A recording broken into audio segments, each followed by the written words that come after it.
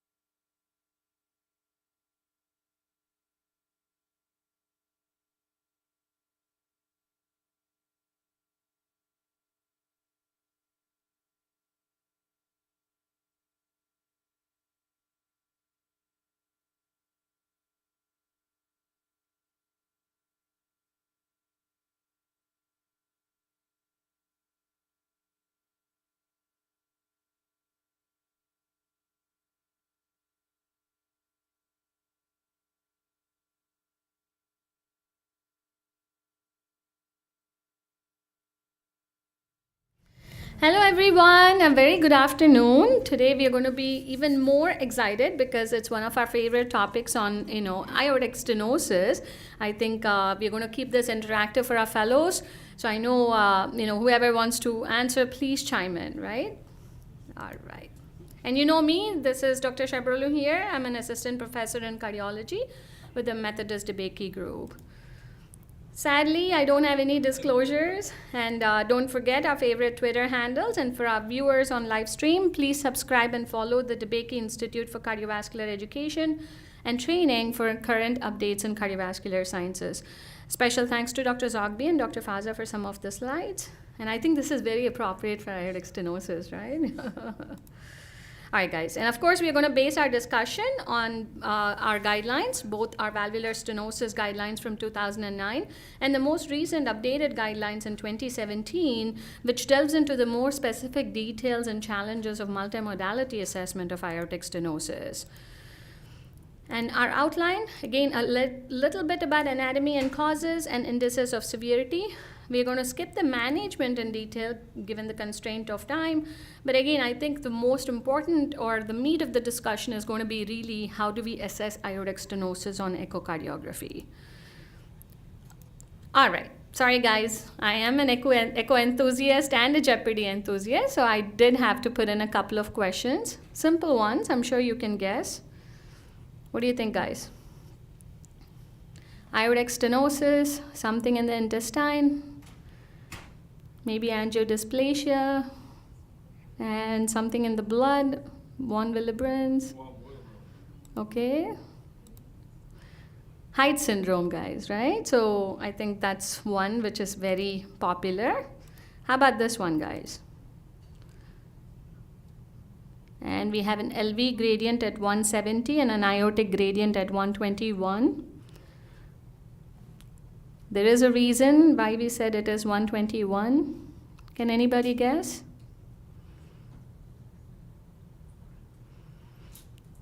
I think I heard it.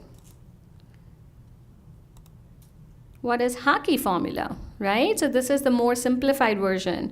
In fact, FACC was a cardiology fellow, and I think he got so frustrated of using Garland's formula. He was like, I need something more simplified and easier. So in this case, it's cardiac output divided by square root of peak to peak, which is the LV and AO.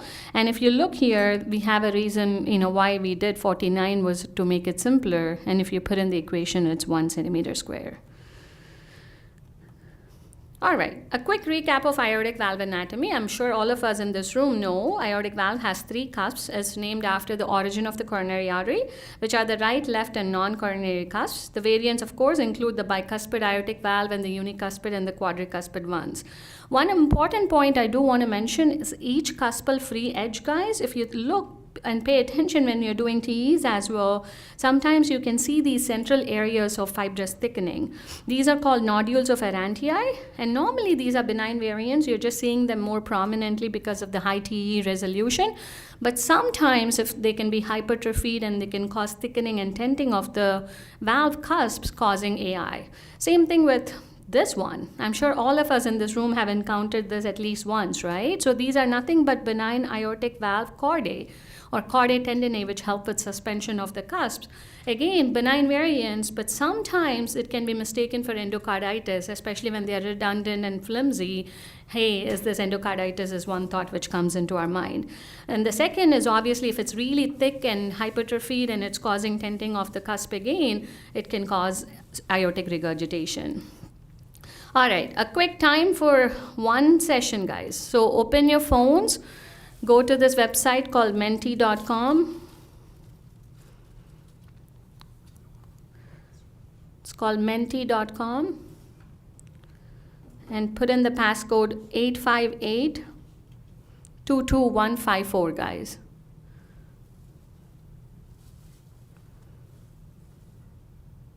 Got it? 858-22154. So let's start with our first question. It's a very simple question, but it's a good one to think about, right? How many years do you think we've known aortic stenosis for? Just a wild guess.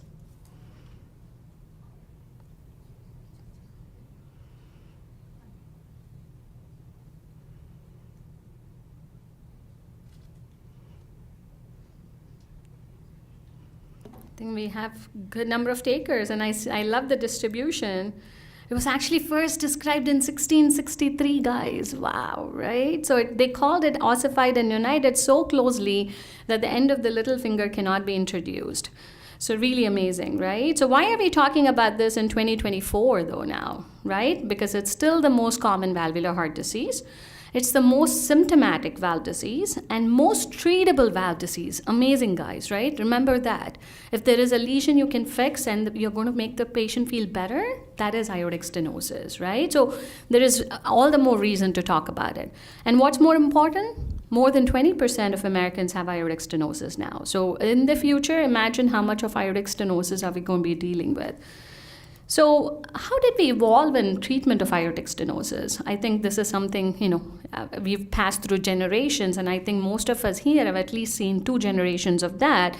if you think about it, we started in 1960s, like the first actually ball cage valve was done in 1960, and then came in the transcatheter aortic valvuloplasty in 1986, followed by the first TAVR, which was done in 2002, and now we have this in 2024, right? Imagine you can pick your own valve like nowadays, right? So tremendous growth in the surgical treatment of aortic stenosis. Again, we all know it's not a benign disease, right? How can we not show this iconic image in medicine, right? There are some images in medicine which are just classics and iconics, and this is one of them. And this classic paper by Ross and Braunwald, you wouldn't believe, is from 1968. It was the first one ever to show that in symptomatic aortic stenosis, how the average survival after angina is 5 years, 3 years after syncope, and 2 years in heart failure. And even in 2024, guys, symptoms are the key, right? So what is really important in aortic stenosis? Symptoms. And again, you see this one in 2023, one of the most latest trials involving multiple patients. It's actually one of the studies involving the largest number of patients with aortic stenosis. You clearly see, right?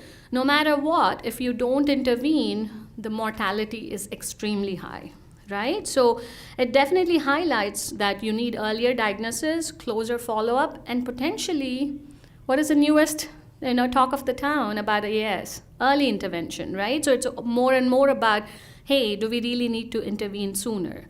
Right, guys? All right, let's see if we can start with this video first.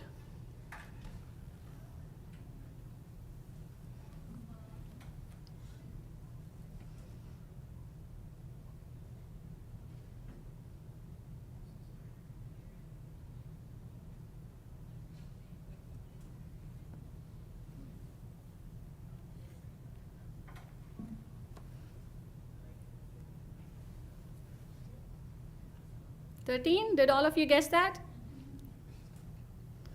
Did anybody see that moonwalking bear in between?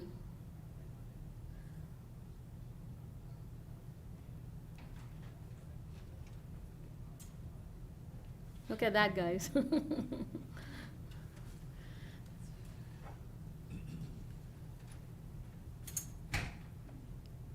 So it's easy to miss something you're not looking for, right? So the devil is in the details, guys. Remember that. That whole point of that video is to remember, hey, if you're focused on only one thing, you might miss the big picture, right, guys?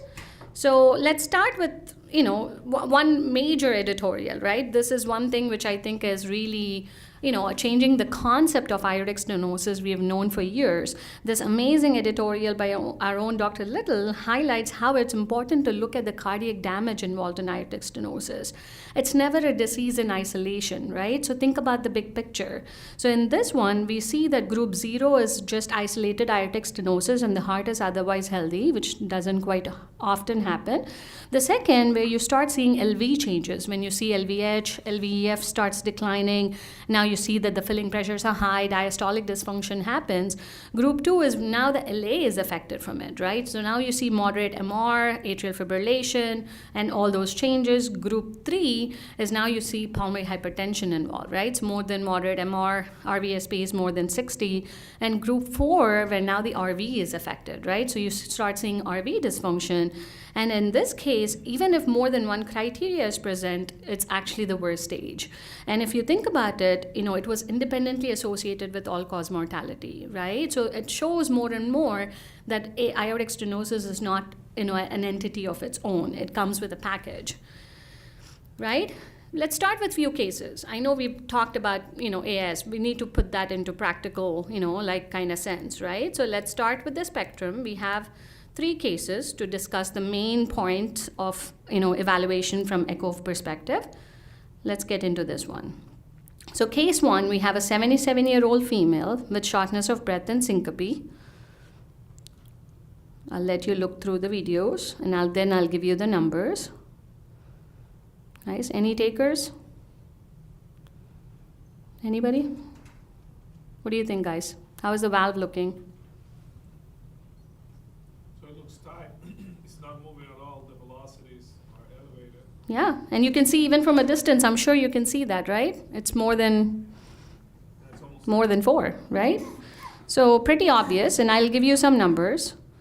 And again, open the menti.com if you can. Put in the code 858-22154.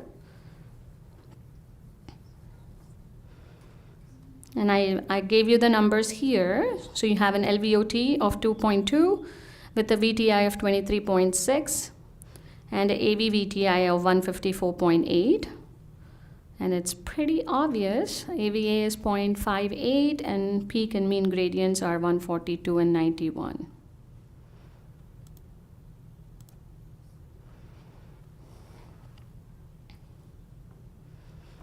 Eight 22154.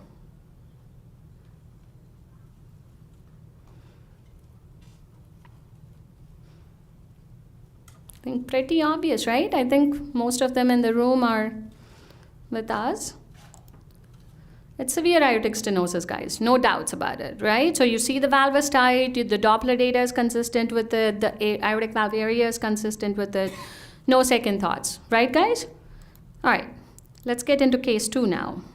66-year-old with vertigo and dizziness, height is 5'10", weight is 220 pounds, and BSA is 2.42. You see those images, and this is the Doppler data. The peak here, I'll give you the numbers. It's around 3.7, and the mean AV velocity and gradients are 2.5 and 3.0. What do you think is the severity? Again, the code is 858-22154.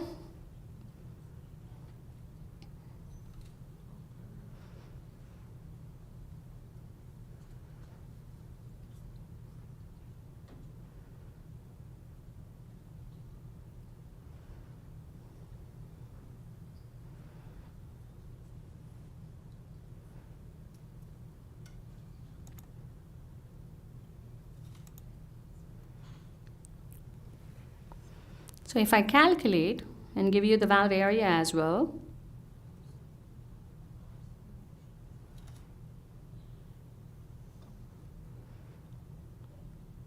okay, I like the distribution.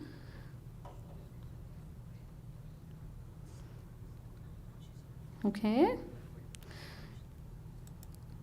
Let's see what's wrong with this. Do you really think it's severe?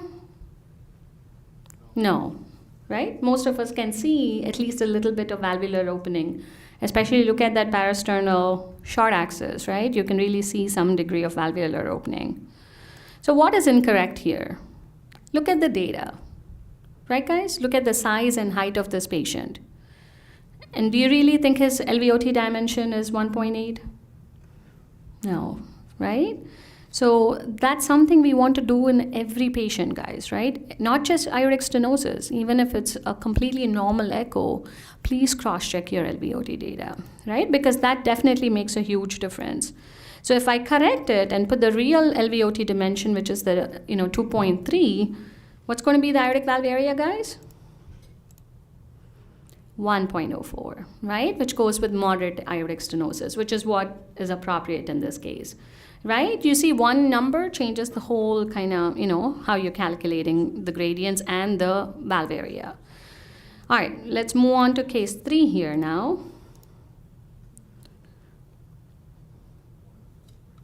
Okay, again, looks pretty stenotic, right? Look at the short axis. It's a good LVEF, and that's the Doppler data we have. Again, last question, guys. Open menti.com.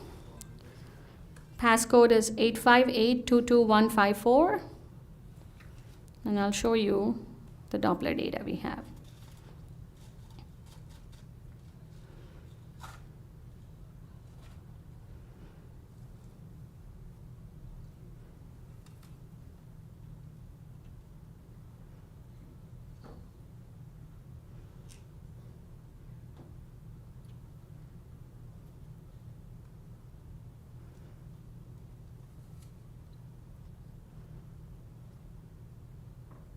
All right.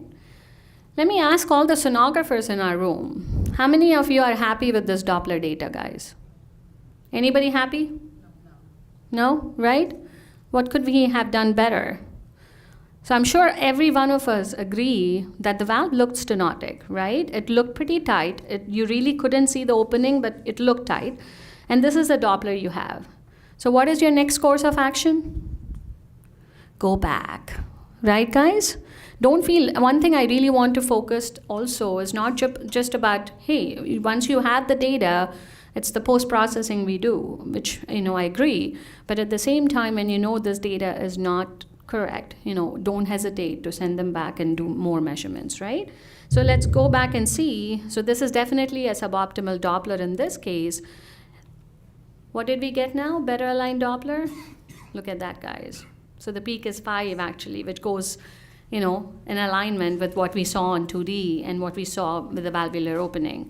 So for all the sonographers, thanks to them, because they actually put all the effort in doing the dedicated crystal or the pencil or PEDOF probe assessment and needed, especially when you're getting those suprasternal and right parasternal windows. I mean, I know it's annoying to go through 300 images and try to get the peak, but it's a task which is worth it, right?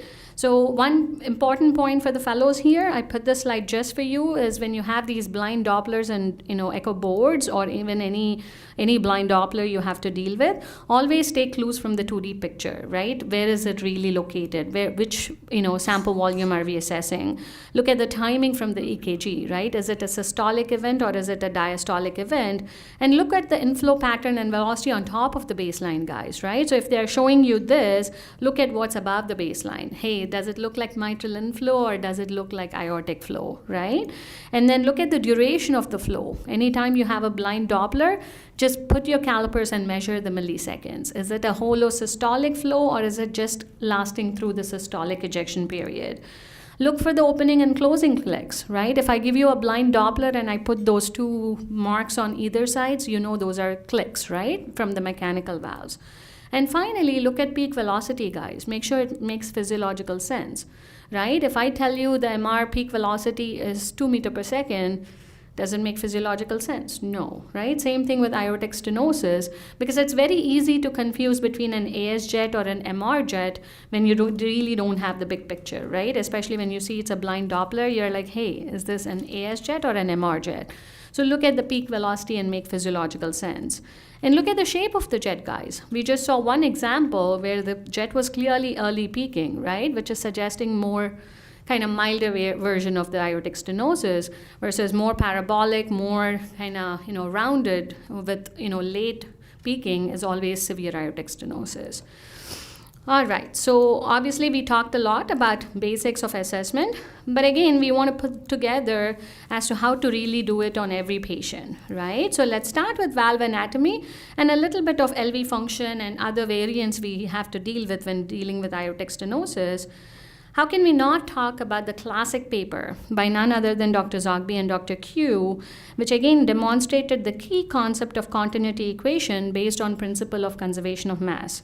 So as we all know, the first thing we really want to focus on is measurement of LVOT, right, guys? Always zoomed parasternal long axis view measured within 0.5 to 1 centimeter of the valve orifice. And this is an important step. Why? Because it can result in squared errors, right? So whatever you're doing, even if it's a 0.1 mm difference, the error is going to be squared. What else is important, guys? This one, right? So you want to put the spectral Doppler data which you get in an apical 3 or 5, make sure that the sample volume is placed appropriately. You want to just place it proximal to the flow acceleration in LVOT. You don't want to go all the way into the LVOT, right? And what again is another important point is always trace that modal velocity, guys. The brightest signal where you see that laminar flow, that's the modal velocity. So you always want to go for that one and not those small hairs at the tip. You don't want to measure that, right? So let's look at this one. So just basically anatomical assessment, right? I mean, we used to do planimetry, but we kind of tend to stay away from it just because you can't really tease out the opening from the calcifications and thickening. But it's still an acceptable alternative option, right? If you have a good quality image and you're seeing it, I think it's fair enough to measure it. But again, you want to make sure you're at the tip and you're exactly at the minimal opening and not at the base of it, right? What else are we confused about all the time? So one is, again, that big, bear, or what do you call as that bicuspid valve itself is fascinating, right? It is a completely different genetic make. The assessment is different. So we're going to skip that. We're going to talk about the tricuspid aortic stenosis in our lecture. But one thing is definitely remember, guys, the whole bicuspid, aortic stenosis is an entity of its own. And then what about this one, guys? HOCM and aortic stenosis, right? Very often actually encountered these days. One important point with AS and HOCM is remember the proximal velocity, if it's more than 1.5, you can't use the simplified version. You need to use the whole equation. And it can make it challenging. And the second thing is, what is this one, guys? Subaortic membrane, right? So whenever you see that the velocity across the valve is super high, but you see that the valve is opening completely normally, you need to think about, hey, am I missing sub or supraaortic stenosis, right? Most of the times it's subaortic membrane. Let's get into the Doppler measurements, right? So one important point I always, want to make sure is that you're doing these measurements when the patient is normotensive, guys, right? Systemic hypertension can be a second afterload in these patients. What happens when you're pumping against a higher afterload than normal, guys? What happens to your, forward stroke volume? It's lower, right? And what happens to the transaortic pressure gradient? Lower, right? So always remember, when you're looking at a patient with AS, hey, just quick glance at the blood pressure, and maybe you want to reconsider if it's super high, right?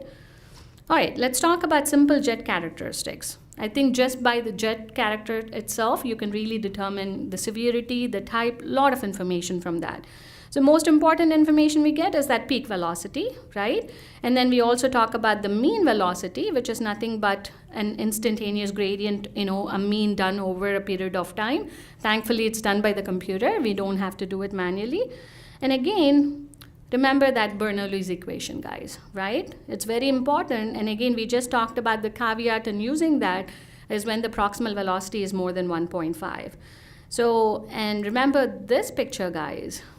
Don't forget this one, right? So it was actually, one of the classic pictures again. And if you see clearly from mild variant, you see that triangular early peaking jet to a little more progressively parabolic shape. And you see this one, which is that late peaking parabolic shape, is severe AS, right? So remember that progression as the aortic stenosis severity increases. I think these numbers, everyone have it in their neurons. Like I think nobody would ever question the number 4 or 40. So valve area of less than 1, again, is severe, but we're going to talk about the exceptions in a few minutes. And finally, which one is this one, guys? Very important, right? So dimensionless index, which is a parameter which is normalized for body size. And again, if it is less than 0.25, it's very helpful to identify severe aortic stenosis, no matter, independent of flow parameters, right? All right. So one thing, no matter what we talk about, hey, we do all this staging, we come up with a grade of aortic stenosis, we come up with the valve area, dimension, everything, but it doesn't matter when you put into the clinical picture if you don't account for their symptoms, right? So because aortic stenosis is all about symptoms, and you all know the ACC/AHA guidelines, where stage A is at risk, B is progressive, C is asymptomatic severe with C1 with normal EF, and C2 is EF less than 50, and symptomatic severe, where you have D1, which is the high gradient, and D2 and D3, which are the low flow, low gradients. And again, all of us in this room, we know AVR is a class 1 recommendation once the patient develops symptoms or if the EF is low, right, guys? Let's talk about special considerations. This, I think, is really important because we encounter this almost on a daily basis in our lab, right? What if the gradients don't match with the valve area, right? There's a discrepancy. So what is the first step, guys? Don't automatically say, hey, it's low flow, low gradient or paradoxical. No, the first step is always look in the calculations and methodology. Go back and look at the LVOT you have traced. Go back and look at the spectral Doppler you have traced. And hey, am I missing the peak velocity? Remember, we just saw that example where just incomplete data can really kind of, mess up the whole thing. So that's the first step. Every time you see a discrepancy in gradients versus area, go back and check your methods, right? Now, hey, I've done that, I've cross-checked everything, still it's discrepant. That's when you think about high versus low flow conditions. right? And again, we talked about normotensive. Remember, always recheck and make sure that the patient's blood pressure is not 200 over 100.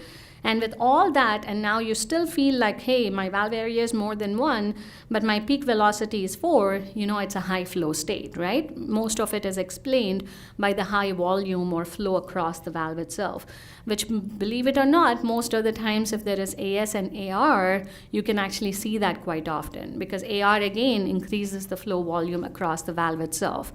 And again, any reversible causes, right? Anything which can cause hyperdynamic flow, you can expect such things. What about low flow, guys, right? So obviously we need to know about these two classic variants, which is that low flow, low gradient, severe aortic stenosis. And remember these numbers, guys, right? Stroke volume index of less than 35 and EF of less than 50%, versus paradoxical low flow, low gradient, where your actually stroke volume index is low, but your EF is preserved, right? Again, we just talked about it. Remember, focal calcifications and LVOT, and making sure that LVOT velocity signal is in the appropriate location, and ensuring highest velocity, to make sure we are looking at all the windows using the PDOF probe is the first step. And now let's talk about low flow, low gradient AS and reduced EF, guys, right? And what is the definition in this one? The AVA is less than 1, mean is less than 40, EF is less than 50, and stroke volume index is less than 35, right? We start with always a dobutamine stress echo as long as there are no major contraindications for that. In this case, you can actually start with 2.5 as opposed to the 5. And again, you do the typical protocol where you start assessing, and take the images for every 100 to 20 beats. What are the types of responses? Guys, this is one picture I really want you to remember. Nothing else. I don't want you to confuse with too many data about it. Simple, right? So first of all, at any point, if your AVA or effective aortic valve area goes more than the baseline or more than 1, we know that's not severe, right? Simple. Second thing, stroke volume, right? At any point, you see that the stroke volume increases from 20% from baseline, you know that there is contractile reserve, right? What is the third point? At any point, if your velocity or peak velocity goes more than 4, right? Which means that the ventricle is able to take that velocity of more than 4, provided the aortic valve area is not too different, right? We don't want the valve area to jump from 0.5 to 1. So as long as it's reasonable, that's severe aortic stenosis, right, guys? And finally, this category, right? Just flat, nothing, like it's not moving. So it's end-stage cardiomyopathy at that point, right? So absence of contractile reserve. And remember, absence of contractile reserve in itself is actually one big point for long-term mortality risk. It's a definite no-no. So we want to think twice when you know that the contractile reserve is absent. Right? Are you with me? All right, let's look at one case example, guys. 87-year-old guy, old guy, EF looks down. What do you think is the EF, guys? 30s, right? Agree? And again, we are starting with a peak velocity of 2.7, and then a mean gradient of 30 and an AVA of 0.7. So clearly, no, it's meeting all the criteria for low flow, low gradient. So what do we do next? We give them DSE. What do you think about the EF, guys? Little better. Little maybe, right? Actually, I would say even if you said it didn't improve, I would have taken it. Not bad, maybe 5%, right? So now let me give you the parameters. So VTI has increased from 16 to 23. Peak has gone up from 2.7 to 4. What is this, guys? Severe, right? No brainer. What about now? Scenario 2, it's a different patient. VTI has gone up from 12 to 20. And the AVA has gone up from 0.8 to 1.4. Perfect, guys. You got it. All right. So I think that's pretty obvious, right, guys? So I think all of us here know how to assess aortic stenosis, low flow, low gradient on DSE, right? So let's talk about this one. It's a little tricky. This is not as simple. It's actually a conundrum in the sense that it's not a straightforward answer as to, hey, why is this happening? You need to think about all these. Again, remember, guys, whatever you're seeing, it's real. If it's real, it has to make sense, right? So one big things in these, I think my favorite is MR. Remember, guys, whenever you're assessing AS in a patient with severe or significant mitral regurgitation, the flow is going back into the LA, right? So the flow across the aortic valve is actually low.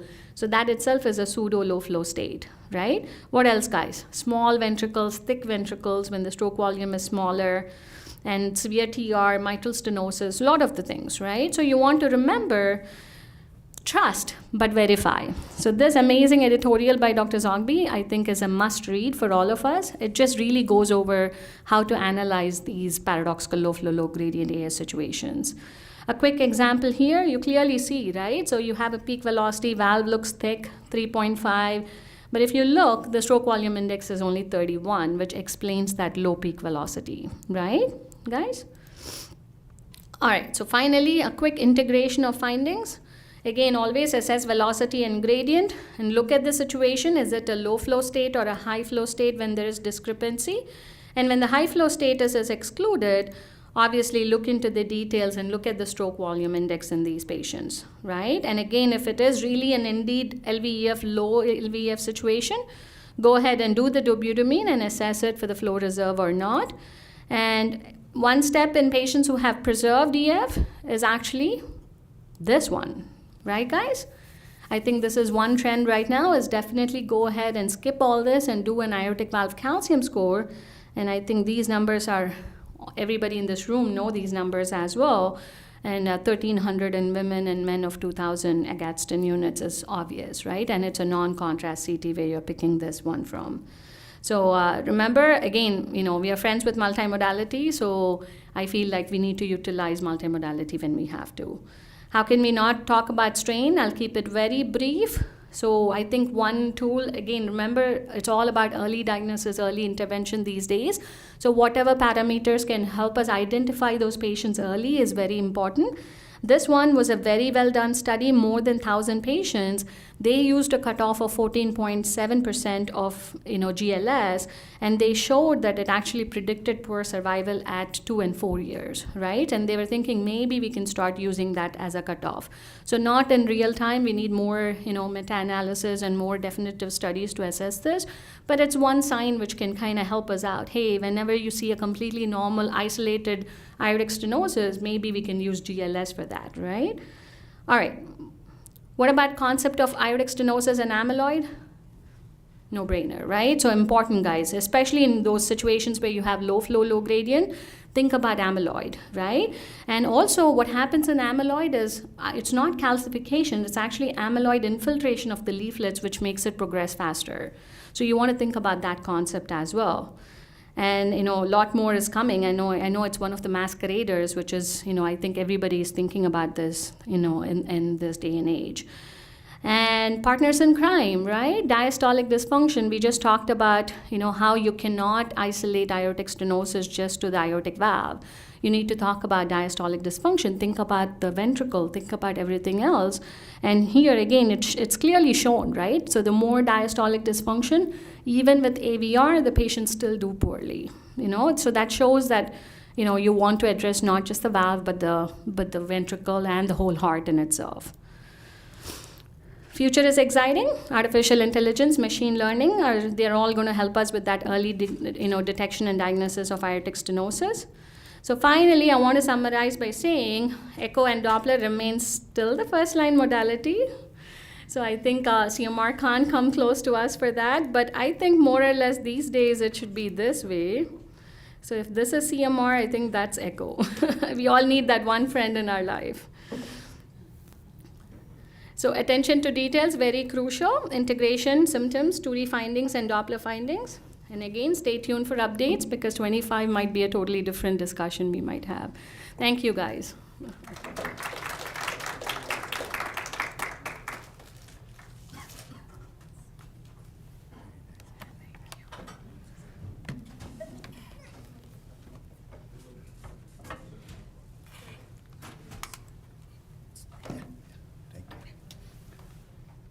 Okay, hi guys.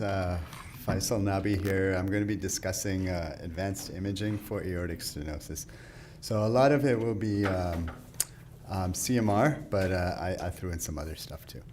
All right, so definitely echo is the gold standard when it comes to valve disease and especially aortic stenosis, because that's what we're discussing today. But, as Bindu also pointed out, there are some challenges from image quality to having difficulty measuring your LVOT diameter to maybe not being able to be parallel to blood flow with your Doppler jets, or if you have discrepant findings. And for that, my goal today is to show you how maybe some of these tests, these advanced imaging techniques, can be a toolbox for you to help figure out how sick your patient is from aortic stenosis. Now, most of my talk will be on CMR, and I will throw in some slides for CT and one slide for PET. So we know from many lectures now a lot of the strengths of cardiac MRI, very high spatial resolution, completely radiation-free. We're able to assess flows and gradients and also look at the structural function of the myocardium. And really when it comes to aortic stenosis, a lot of also what Bindu also mentioned was, aortic stenosis, as she very nicely said, is a global disease. So it's not only a disease of the valve, it can affect the entire myocardium. And what better test than something that can see not only the valve, but also the entire myocardium.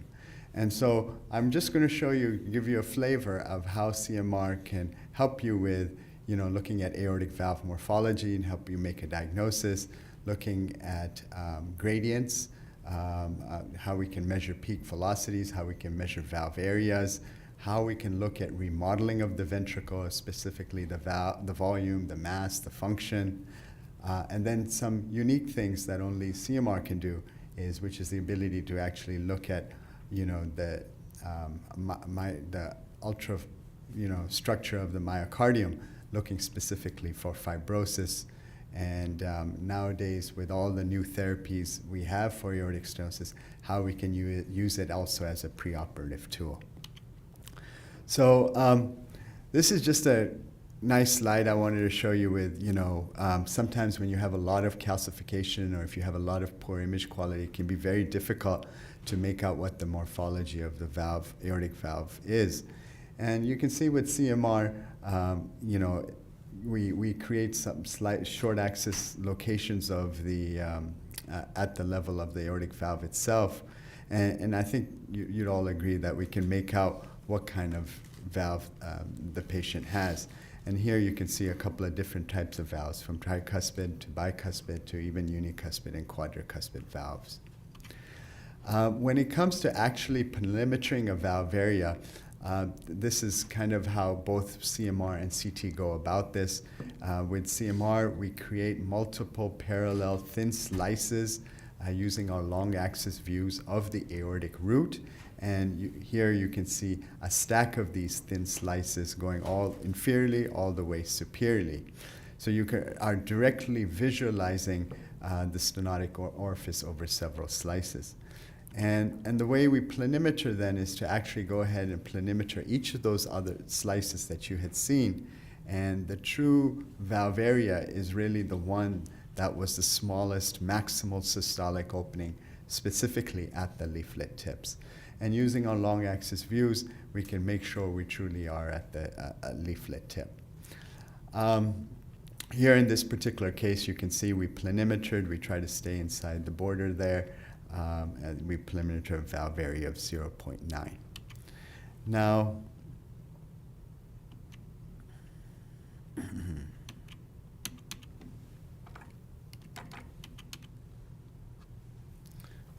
just going to fix this real quick. The computer seems to have frozen. All right. So you may be wondering, well, how does this planimetry, compare to some of the other anatomical techniques we have, such as TEE and CT? And it should be no surprise that when we measure with CMR, the measurements are very much in line what you get with other techniques.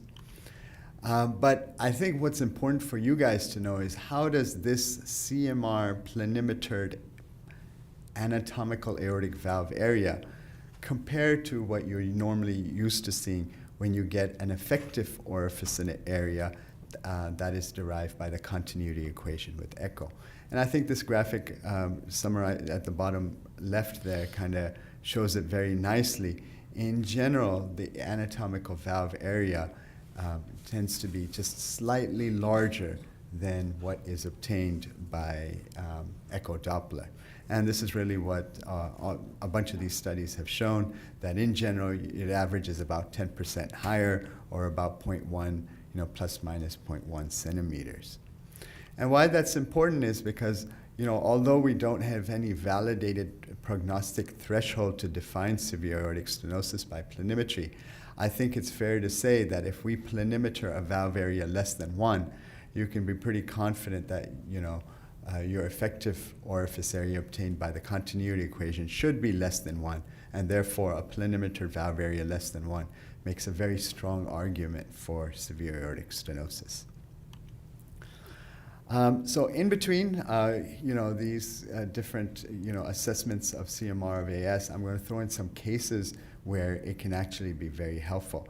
Here is a case of a patient who you can see has asymmetrical hypertrophy. This is an HCM patient.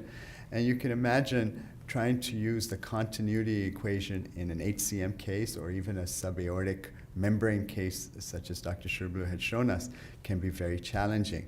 And the reason is that your pulse wave Doppler in the LVOT will be more than likely greater than 1.5, and hence you will not be able to use the abbreviated version of Bernoulli's equation. No longer qualifies. So you'd actually have to use the other long equation.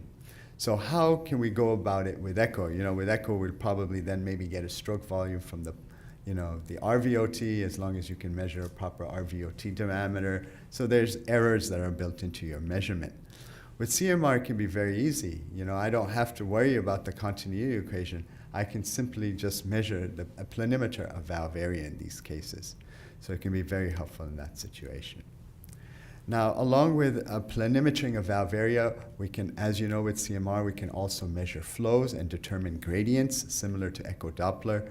What you have to know here is that whereas with echo, you have to be parallel to the flow of blood, with CMR, we have to be perpendicular to the flow of blood. So we spend a lot of time creating slice locations of the aortic valve at peak, where the valve using our long axis images, where we see the point of maximal flow acceleration, we create a through plane image here. And when it comes to determining velocity, the only other thing that you have to really kind of know is that with CMR, we have to program into the computer the peak velocity that the computer can detect.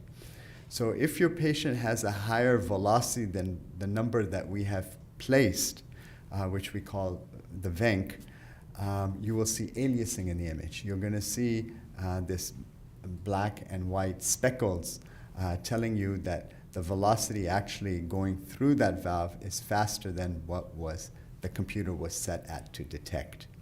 So hence that makes it a very convenient way for us to try to figure out what the actual velocity is. We create, at that point of maximal flow acceleration, we increase our VENC through several different slices, and we just look for where we see laminar flow without aliasing.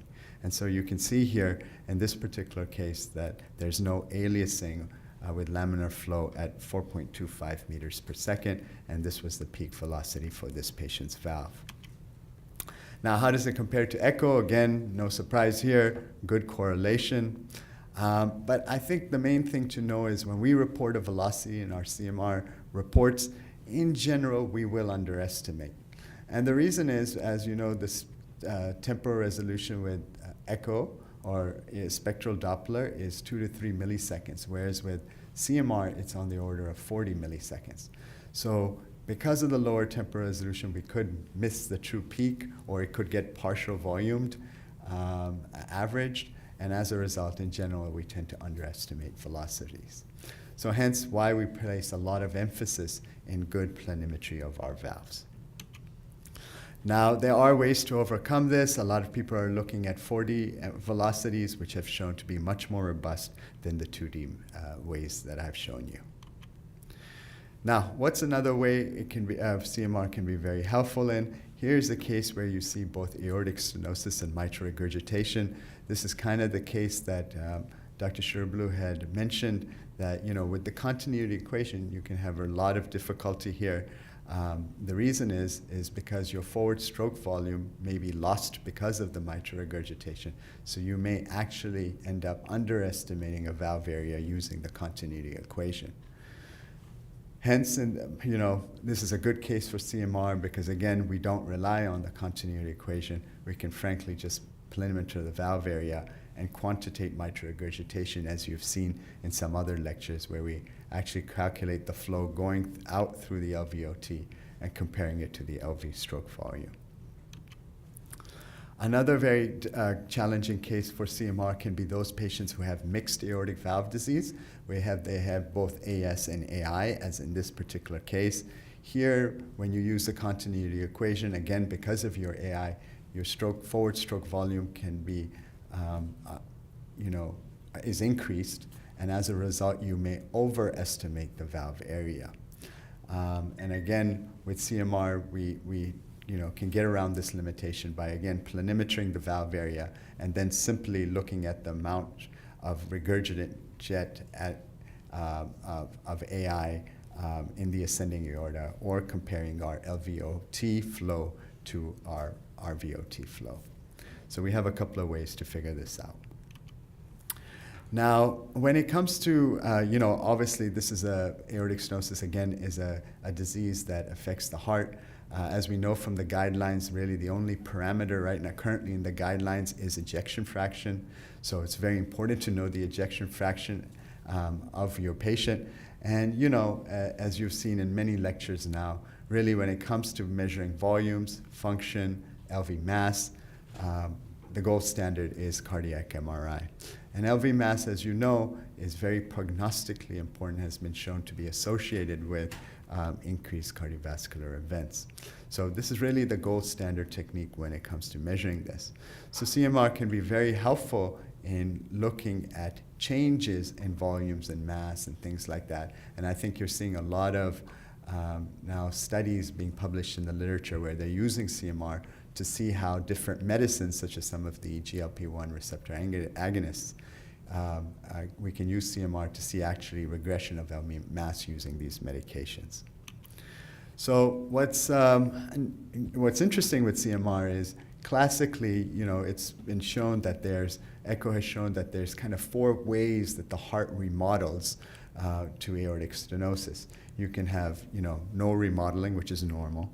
You can have concentric remodeling. You can have concentric hypertrophy, or, the least desirable, of course, is LV decompensation.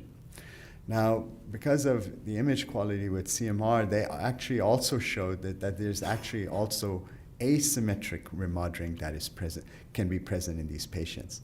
And so here in this particular study of patients who had significant aortic stenosis, 27% of patients had this kind of asymmetrical wall thickening.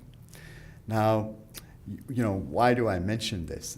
The reason I mentioned it was they went on to show in this particular study that if you have this asymmetrical kind of remodeling, this is actually a negative prognostic finder. It actually indicates a much sicker heart, and these patients don't do well in long-term follow-up.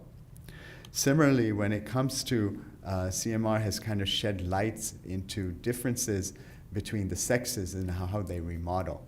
So men in general will tend to increase their LV mass. So they'll have either they'll have LVH, either concentric or eccentric hypertrophy. Women, on the other hand, tend not to do that. They either tend to be on normal or they'll have concentric remodeling. So it's kind of important to know that despite the same pressure overload, men and women can behave differently. Now, as was mentioned, AS is a global disease. I think you've seen a lot of very pretty pictures of CMR already. It's very easy for us to assess the left atrium. It's very easy for us to assess the right ventricle, the tricuspid valve. Very easy for us to look at the pulmonary vasculature. So, all these different stages of aortic stenosis, when you send your patients to the lab, we can make a real comprehensive assessment of. So the last two things, of course, are specific and special to CMR, which is ability to look for myocardial fibrosis and help with preoperative planning. We've known from the longest time that in those patients who are going for bypass surgery, those who have had myocardial, a biopsy done, which is really the gold standard looking for myocardial fibrosis, you will frequently find different degrees of fibrosis present in the heart. And the more fibrosis that you have significantly implies a worse long-term survival for your patient. So, having more fibrosis in the heart is not a good thing, as we've seen in many, many other disease states as well. And kind of the way we think about aortic stenosis, and this is, I think, an important slide to know, is, the valve starts getting bad, you have an increase in afterload. In response to the increase in afterload, you develop ventricular hypertrophy in order to decrease wall stress. But however, as the AS continues to progress, there's only a certain amount of hypertrophy that can happen. Fibrosis starts setting in. With fibrosis and the muscle that hypertrophy now can undergo apoptosis. Those cells will die. They will be replaced by extracellular space, which is really replacement fibrosis. And finally, that's the cause for why you have a failing ventricle. Now, isn't it great that we have a technique with CMR that's able to look at both these fibrotic processes? You have one processes which is called the replacement fibrosis, which we can see with LGE. What's important to note about it, it's usually focal, it happens late, and it's irreversible. Whereas we can also look at what's known as interstitial fibrosis or diffuse fibrosis. This tends to occur very early in the disease process and is also a reversible phenomenon. A lot of interest now in looking at therapies that can prevent the progression of this diffuse fibrosis. So we'll be hearing a lot more about it. So and there's two ways to use to look for this diffuse fibrosis. There's T1 mapping and ECV measurements that can be done. So let's talk about that irreversible process first. Here are some examples of scar that can be seen inside the heart. You have in patient B, evidence of subendocardial scar. This goes along very nicely with an infarct, whereas these other patients, C through F, have aortic stenosis, and what you see here is this mid-wall scar. So it turns out this mid-wall scar in pretty big studies here is not uncommon. This mid-wall scar can be found in almost 51% of patients in this particular study of patients with severe aortic stenosis. And if you compare that group cohort of patients to those who have no scar, those patients who have scar, as you would have expected, are much thicker. They have much bigger volumes of their ventricle, they have a much higher mass, and they have a lower ejection fraction. So having this replacement scar is not a good thing and implies that the ventricle is decompensating. And sure enough, if you follow these patients for long enough, in this particular out to almost 6 years, you can see here that those patients who have this non-infarct scar do just as bad as those patients who have a known CAD with infarct scar. So this is not a benign finding.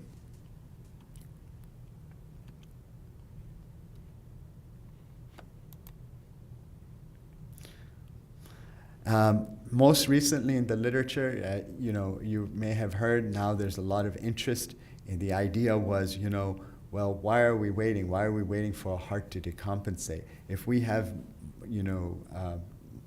tests where we can identify early decompensation, if we intervene earlier, do we improve our prognosis? So 2 trials recently we have discussed in our own journal clubs, one, the early TAVR trial and the EVOLVE trial.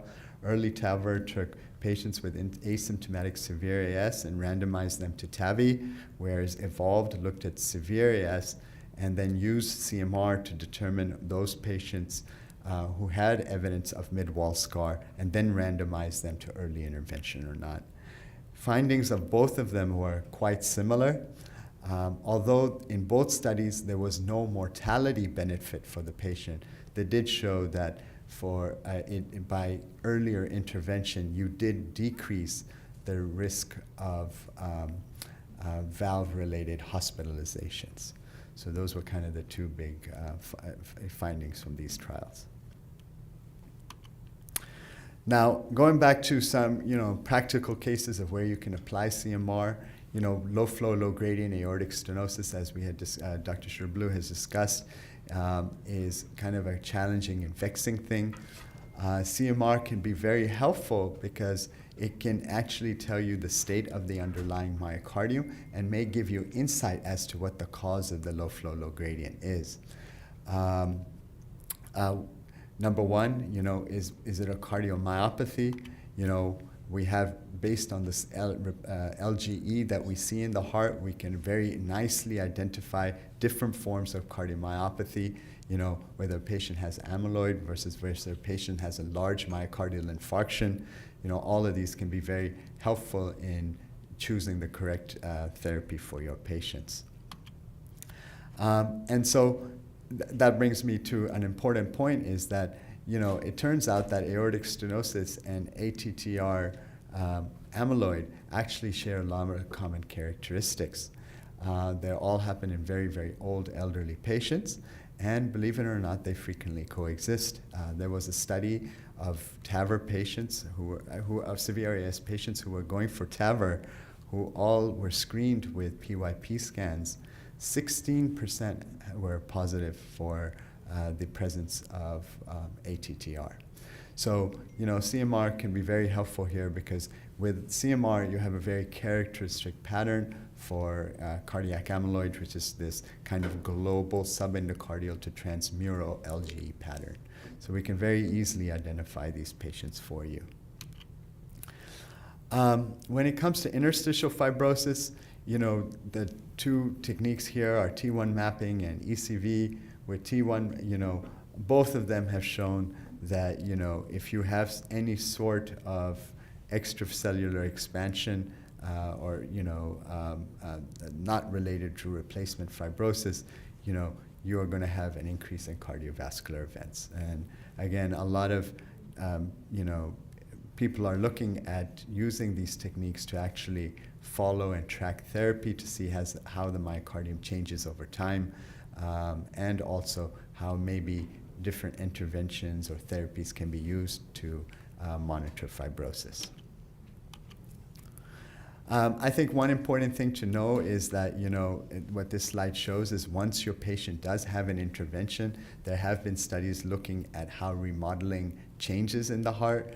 And what they've shown is that, replacement fibrosis indicated by that blue line, that once you have, fixed irreversible scar, that's not going to go anywhere.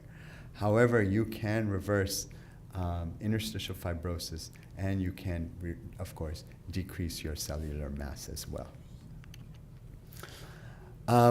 A lot of our patients are bicuspid patients, and as a result have associated aortopathies.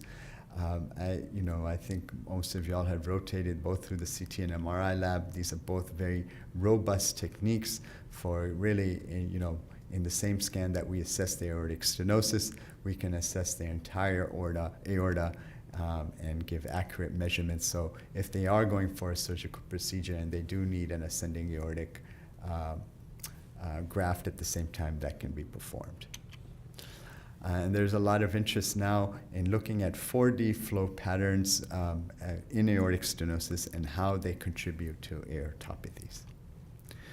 So one last thing about CMR and CT, of course, is that they can be very helpful for TAVR planning. CT is really the king when it comes to TAVR planning, but a lot of patients have very advanced renal disease, and you may not be able to give them iodine contrast. And this is a very nice case where, we were able to use, no iodine, and you're able to get all the measurements that you need, both of the annulus as well as the peripheral vasculature, that has very close agreement with what was seen with CT. Now, what about CT? I think I'm going to spend a lot of time on the non-contrast CT, as Dr. Chebrolu has mentioned. This has been mentioned as a 2A recommendation in those patients who you suspect low flow, low gradient. Studies on the left-hand side of the screen have shown that if you have a female with a valve calcium score greater than roughly 1,200 and a male greater than 2,000, that this has a very high positive predictive value for severe aortic stenosis.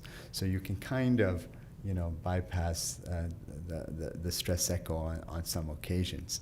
And you can see here on the right side of the screen that those particular cutoffs have significant prognostic value as well. So numbers to remember are 1,200 for female and 2,000 for males.